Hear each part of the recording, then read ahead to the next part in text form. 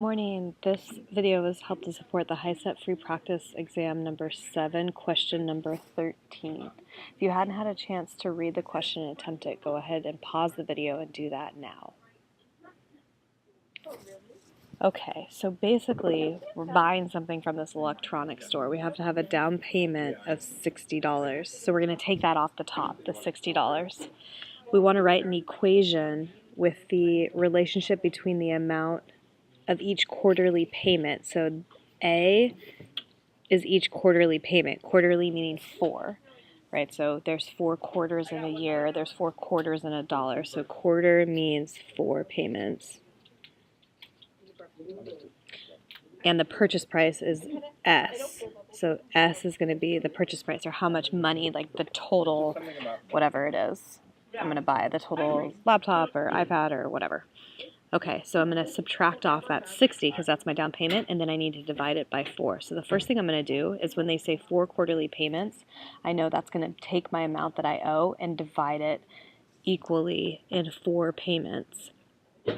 And it says up here, split evenly into 4 payments. So I know that I'm dividing by 4. So I'm going to look really carefully and say divide by 4, divide by 4, divide by 4. Here I'm multiplying the purchase price by 4, so I'm going to just eliminate those. I don't think those sound right, and in the interest of time, if I'm just putting down, if I don't understand how to write this, I at least can eliminate those 2 right off the bat. Okay, then secondly, the amount of money that I owe, the A dollars that I'm going to owe for each quarter, I know that I'm subtracting out that 60. So let's say I bought something for, let's just say $100, and I want to know how much my payments are each time. So I'm going to say, okay, 100 minus my 60.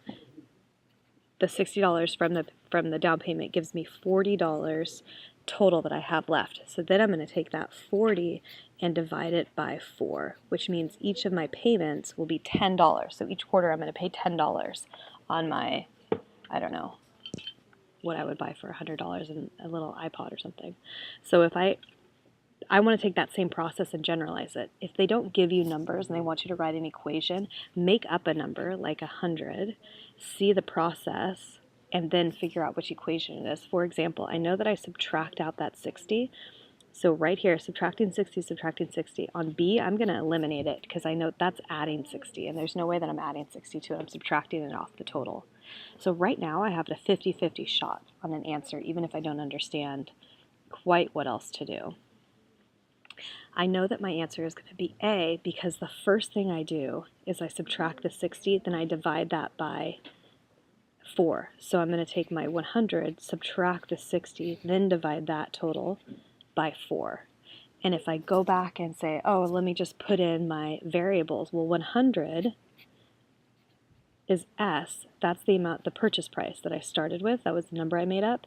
And I know that's going to equal my A, the amount of money, in this case $10, that I pay each month. So my correct answer is going to be A. A equals S minus 60, all divided by 4. If you want more help on this particular type of problem, look on the Algebraic Concepts cluster of standards, specifically standard number 9. Have a great day.